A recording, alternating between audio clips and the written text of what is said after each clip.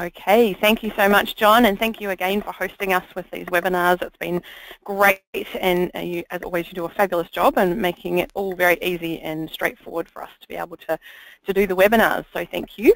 And I do want to introduce Toni White from Ag Research. She's based up in Hamilton in the North Island. I default to describing where things are because you can't always assume people know. Anyway.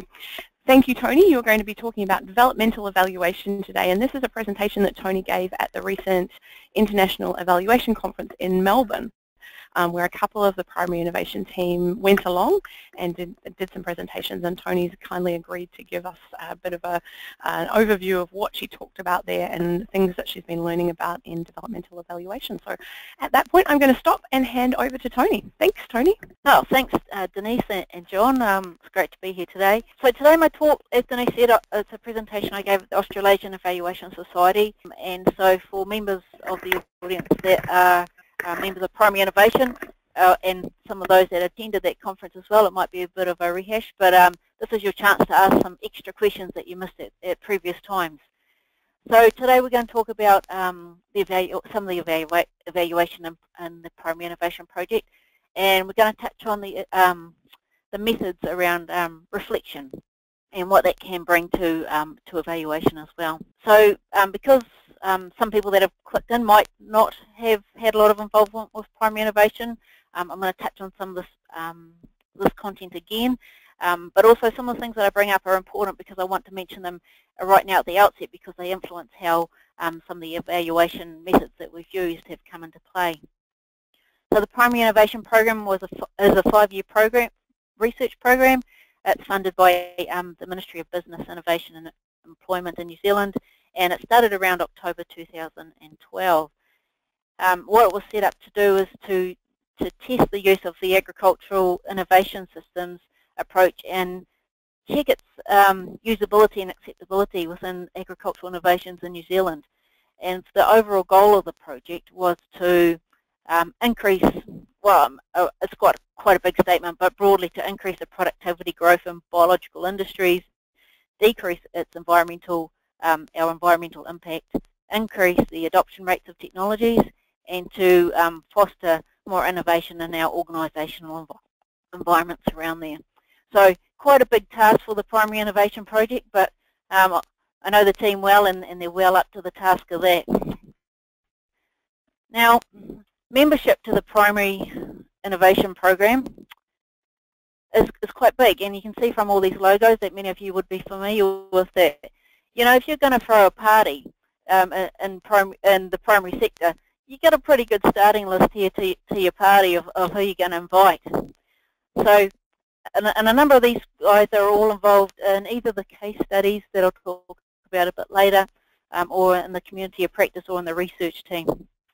But important to note here is that there is a multiple big group of stakeholders. They all come from different positions, they all come from different views, and they all have different agendas for the business that they're in and for why they get involved in such projects. They work in very complex agricultural innovation systems. They're not always sure of the outcomes that will be achieved when they start in projects, such as the co-innovation project. We know that where we want to get to in the end, but we're not quite sure quite what they will look like when we evolve and get there. There's multiple levels of people involved in these organisations, and there's lots of institutional barriers that are involved in making change. And so it's very brave of these organisations to get on board and participate. It's a very dynamic and changing environment. So very diverse group that's involved in primary innovation. Now, primary innovation has 3 main streams. Some of you will be familiar with these from previous webinars. There's a theory to practice stream. There's a stream that has innovation projects in it, and there's one where it has a wider community of practice. And it's the innovation projects that we're going to look a bit closer at the evaluation around today. So these are the main innovation projects or case studies that are involved in the primary innovation project. And you can see they're very diverse. There's farm nutrient management, irrigation schemes, timber segregation, tomato psyllid management, or tomato potato psyllid management, and dairy reproductive performance. So a very wide range of issues across different sectors of different industries, and they range from being complicated problems through to very complex types of problems. So given that we've got quite a big project, and we're sitting within that big project, we've got a number of these different case studies. Let's have a think about how we might do some evaluation around that. So firstly, why on earth would we evaluate? Why on earth would we give ourselves an extra job to do? Well, there's a couple of good reasons. One is, we've got to prove that our work or this project is having an impact. Who do we need to prove that to? We need to prove it to ourselves. I don't know about you guys, but I hate doing work that never feels like it's having any impact, never feels like it's having any difference, because that's how I get part of my my value as a scientist as well, is knowing that the work I'm doing makes a difference. So we want to prove it to ourselves. We want to prove it to our stakeholders, and that includes not only that big list of logos that I showed earlier that are directly involved in the project, but the ripple effect for all those stakeholders that will be impacted from the project as it evolves. So we want them to know that the project's having an impact, and we want them to feel the impact of it. And we definitely want our big stakeholder, our funders, to know, because quite frankly they gave us a good chunk of money to work in this project and to make things happen and to make change. And so the funders want to know what the impact is that the project's having, and we can do this by evaluating. The other reason that why we would evaluate is that we want to know when we're not having the impact we intended. And this is really good to know earlier rather than later. So monitoring and evaluation, so particularly the monitoring part, gives us a bit of an idea earlier in the project about the progress that we're making. If we're not making the progress we need to make, then we need to make some changes. And then my overall key message about evaluation is that in order to get good value from the evaluations that we do, all this data collecting we're doing, we've got to use what we find. So using the information that we find as we develop through the program to improve it will give us the best impact at the end. But we need to value that information and use it. So those are my thoughts why we should evaluate, and I think they're pretty good, convincing reasons. But have you ever thought that good evaluation is like a good marriage? I bet you have. Now, here's 3 things why good evaluation is like a good marriage.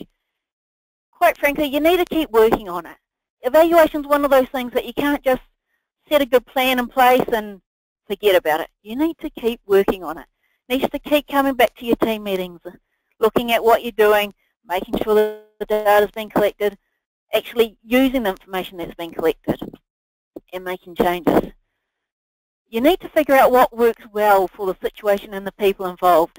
Now, usually a good marriage only involves 2 people, and obviously I've already alluded to the fact that there are multiple players in this project, so it's more like an open marriage, I guess. But for all the people that are involved, you need to figure out what's going to work well for them. And finally, you need to be prepared to make changes when need is identified, so be a little bit flexible. And so with that in mind, today I'd like to welcome all those friends, families, followers of more traditional types of evaluation.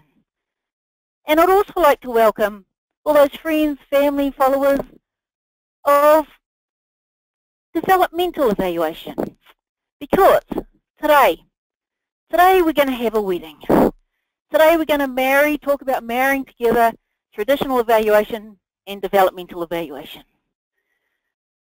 And why would we do this? Why would we want to bring these 2 types of evaluation together? Well, pretty much to get the best bang for our buck, really.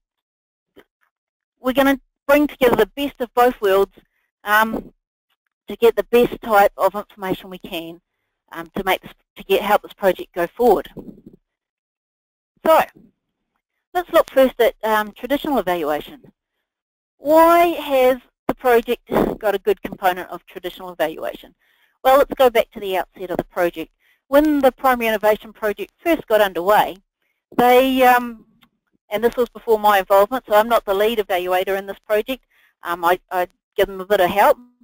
But when they first got underway, they all came together and they created a logical framework, more of a traditional kind of structure as to the evaluation to pin the project on. Why did they do this? Well, a couple of good reasons. One, the funders have a requirement to see some of the structure, to see that they could see the project has thought out where it's going to go to, and could be quite clear about the outcomes they were seeking. They didn't really challenge the traditional evaluation format too much, as in, why did we not use something else, such as the developmental evaluation that I am proposing to marry together with the traditional. They didn't look at that earlier because, well, quite frankly, the funders probably would find it more acceptable to see the traditional form. And back in 2012, developmental evaluation was only just emerging into the wider evaluation audiences, so it wasn't really quite a mainstream concept by then. So they probably didn't really come into the frame to consider. But what the Primary Innovation Program does have is a good foundation, log frame, and evaluation plan to take it forward. Now, so I'm proposing that traditional evaluation should marry up with developmental evaluation. Why is that? Well, this couple here, you'd hate to see so early on in the marriage them looking like this. They really look like they need a bit of something else. The traditional approach just wasn't really working for them. So they needed a bit more flexibility, and they needed a few more opportunities for learning. So this is where, at the case study level, we can see a place to bring in a few more methods that were more in line with developmental evaluation than perhaps the traditional approach. So what do we need to use? Well, what is developmental evaluation? Let's give you a bit of a rundown on that. Developmental evaluation specifically takes on the challenge of operating in complex and dynamic environments with new innovations or situations, many diverse stakeholders, and where outcomes are uncertain. Does this sound a little bit like what I've already described about the Primary Innovation Project? It does, doesn't it?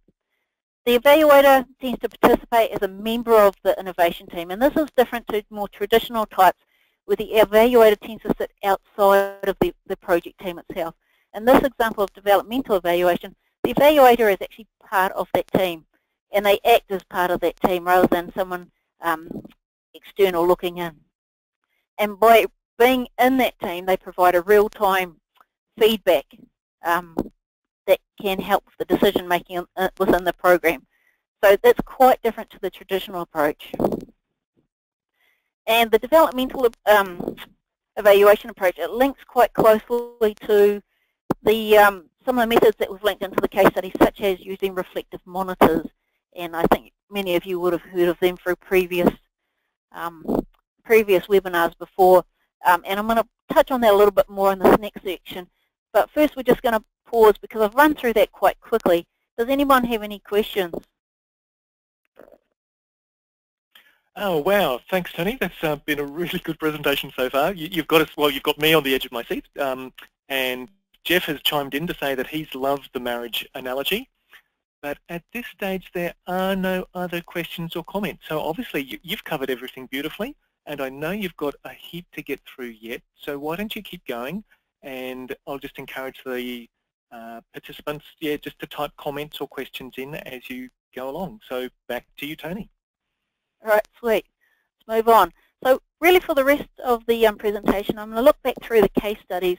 I'm going to look at some of the methods that we've used, and I'm going to look at sit a little bit on thinking through the idea of using reflection in evaluation, or even just within our projects. So within evaluation, there's a need for fast and slow feedback loops. And our bigger, wider circle there, that reflects a slower loop. Now that slower loop sort of is more like the summative part of the evaluation. It's the one we might do at the end, or works towards the end, that says this is the impact that we've had. So that sort of brings it all together and sums it up. But within that we need a whole lot of quite fast moving feedback loops, and this I see as more of the monitoring role. So it's giving continuous feedback throughout the project. And this is how primary innovation is set up as well. It's got a function where it can set it, it looks at the wider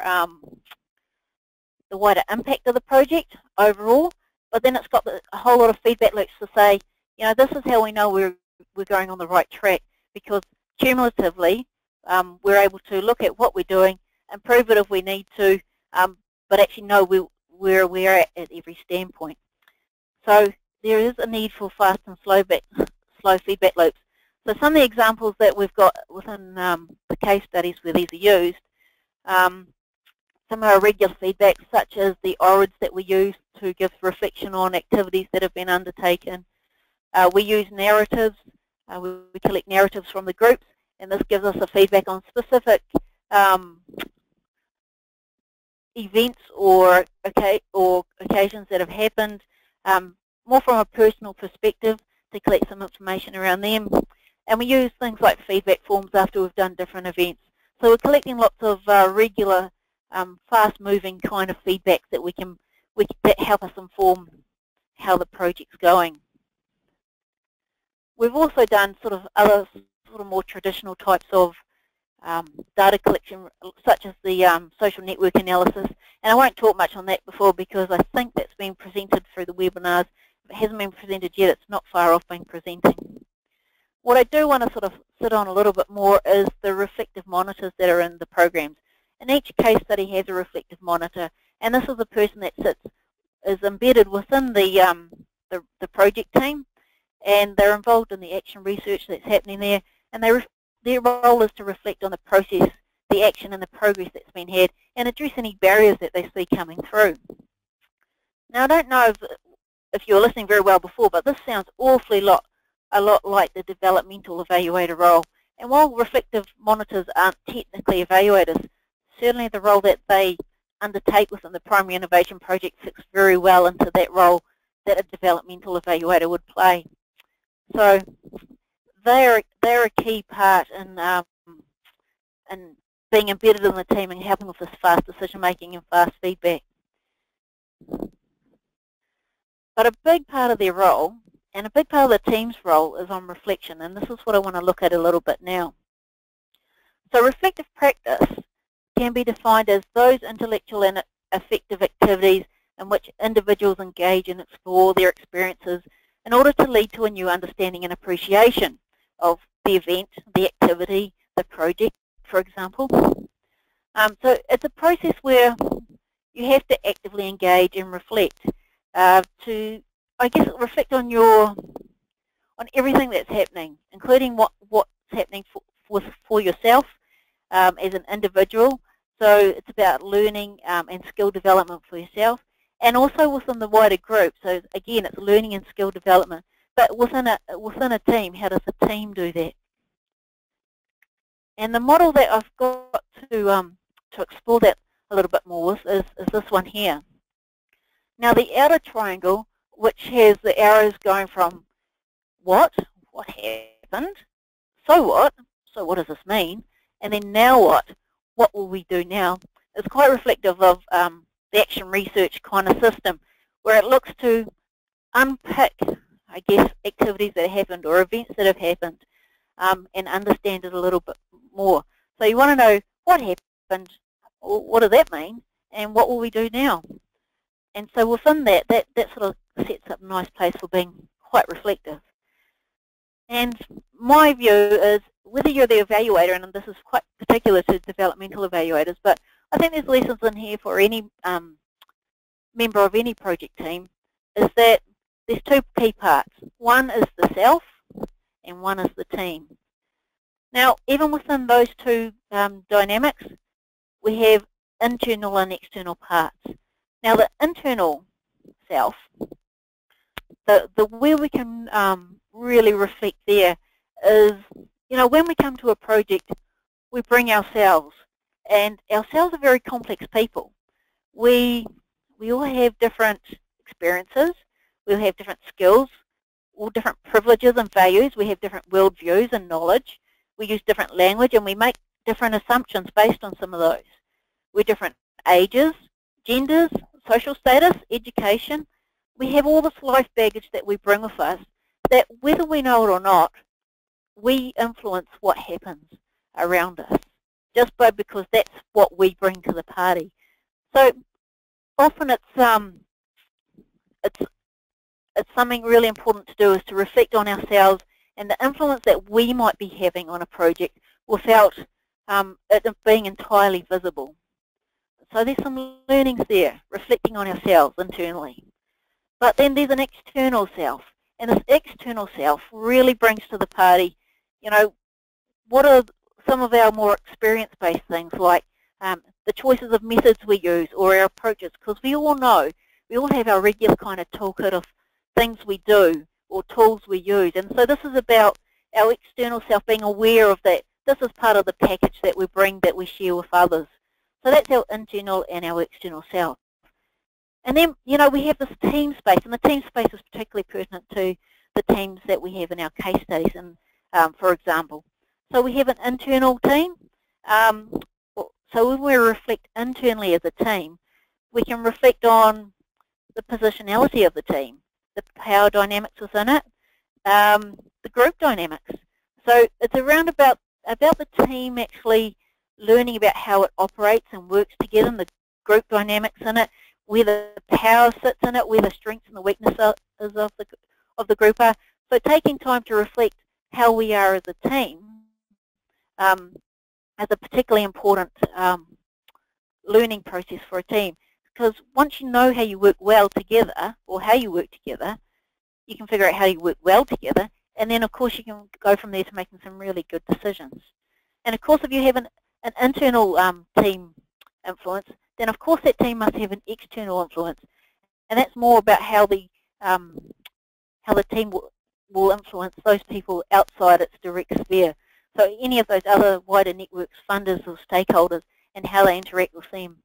And so I think reflecting at any of these key points is on the self, internally and externally, and as a team, internally and externally, is a really valuable part of the learning and the progress that a team can make, because they understand the dynamics that are working. So a couple of examples that from the Primary Innovation program that work on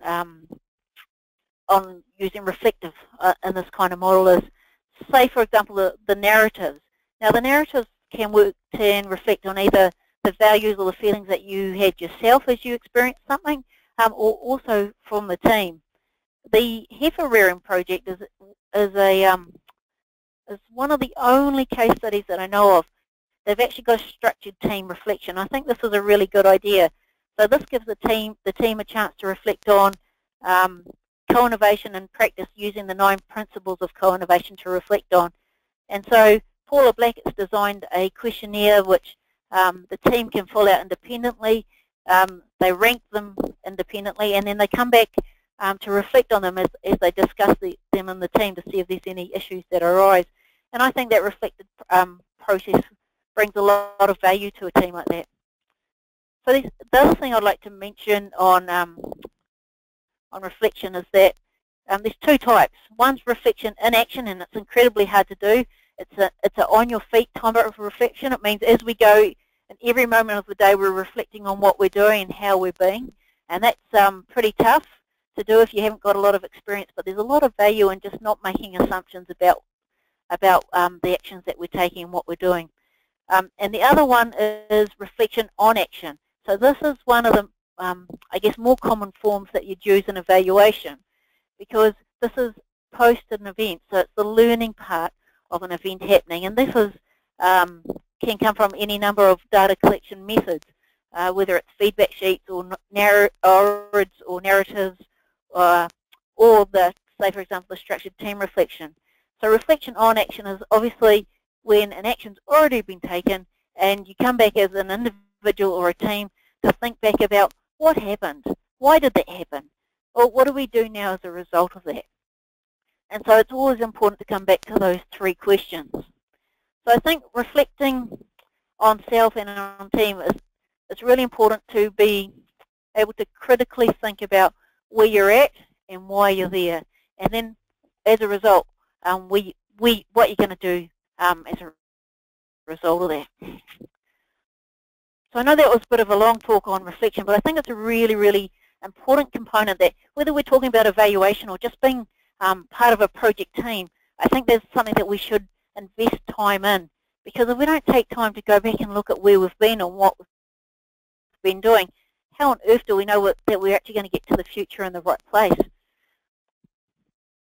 And going back to the issue of marriage again, if we don't reflect and use some good evaluation to actually know where we're at and bring in all those good things that I mentioned before about what a good marriage should be, we will end up like this. And you know, we all know somebody that's in this kind of relationship, and we don't want to be that person. However, you know, dogs and cats don't have to be enemies. We would love it if we're all in this kind of relationship. So it's about how do we get there, and some of those keys to the good marriage coming together, using some of these tools as a good starting place. So obviously, sometimes you need a good survival toolkit for marriage. What do you reckon should be in a survival toolkit? Well, it's things like being able to find good mentors to support people that are new to evaluation, providing the support that people need to work their evaluations, templates, advice, all those other tools that you need to do your orage, your feedback sheets, and all that kind of stuff. But I tell you what, here's my 5 tips on surviving the first year of marriage. And this is my 5 tips on surviving the first year of the marriage of traditional evaluation and developmental evaluation. Right, so top tips, you need to provide tools and support. Especially if people haven't been involved in these in different parts of evaluation or in evaluation at all, providing the support there for them to make progress and work in them, figure out how to use them is really critical. You need to have good open communication channels. So having advisors that people can ring up and talk to, making sure that, and this is where reflection comes in really, is a really big part, either reflecting on yourself or reflecting as a team, is making sure that you've actually got good enough relationships for good communication channels. And this is also obviously linked to the use of marriage counselling to talk it out. You know, if there's a problem, it's better not to be hidden, better to talk it out and work through that. And by using reflective practices, again, that makes the invisible visible. And once you've got it visible, it's tangible enough to grab hold of, shake it out, and do something about it. So being reflective, either as individuals or as teams, is quite key. And, you know, I'm a big believer in evolve until what you need to work works. I'm not really a big believer in grabbing whatever you need and having a bit of a bits of this and a bits of that. But what I think you do need is to keep evolving to make sure that what you've got works. So it's about flexibility and commitment. So in terms of marriage, bringing together traditional and developmental evaluation, I'm anticipating that they will live happily ever after, as in like forever. So that's all I had today. John, is there any questions? Well, yeah, there are, thanks, Toni. So firstly, it's been very interesting to hear about the 2 types of evaluation. Can you point us towards some further reading about the developmental evaluation? So are there some good papers or that sort of thing to read about that? Yeah, there certainly are. And actually within New Zealand we've got, so Michael Payton is a key person to read in this area. And within New Zealand we've got a couple of key evaluators that are actually co-authors or co-editors with Michael Patton on his latest book on developmental evaluation, and that's Kate McKeag, she's Hamilton-based evaluator, Nanwehe Pehana, who's I believe a Wellington-based evaluator, and I think Jane Davidson, although she might have left town, she might have gone to the States recently, but certainly New Zealand evaluators are quite key movers and shakers in the developmental evaluation area at the moment. But definitely Payton, Nanwehe Pehana and Kate McKeag are a good starting place. Excellent. Thanks, Toni. Now, you did spend a bit of time talking about the reflection and particularly the self-reflection. So the question is, how do you sell reflection to a range of people? Sometimes it can sound too much like navel-gazing and not enough doing. Yep. No, and that's one of the critiques that's come through in the past. But the point is, and it's the same with all evaluation, if you don't value what you're going to learn from it, you won't use it. You know, if you don't, you won't. There's no point doing it. So the point is that it's not navel gazing if you're going to use it as a learning process. And the problem is that it does take time to build these things in. Navel gaze is never useful, but lessons learned that will shortcut processes in the future. It will make relationships better in the short term and the long term. All those kind of things that can come out of actually reflecting are probably the reasons why you should engage in the process more. Great, thanks Toni. Well, there are no other comments or questions at this stage, so I'll pass over to Denise. Excellent. Oh, thank you again, John, and thanks heaps, Toni. That was really cool, and I love your presentation. I love your analogies, and hopefully that's got everyone thinking about what we're doing in primary innovation and how important evaluation is and how we make sure we're capturing those lessons and using them, because, yeah, I think it's, like you just said, Toni, it's no use if we don't actually change what we're doing using the data that we've got. So thank you so much for that awesome presentation.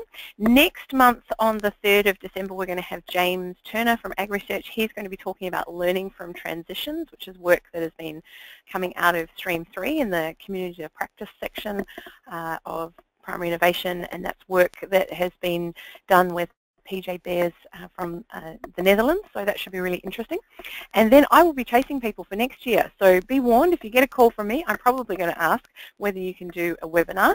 You might want to install the red button on your telephone, but yeah, so we'll let you know, we'll keep you posted about the schedule for next year. So thanks, Toni. I look forward to seeing you at James's presentation, and thanks again, John, for running the webinar for us.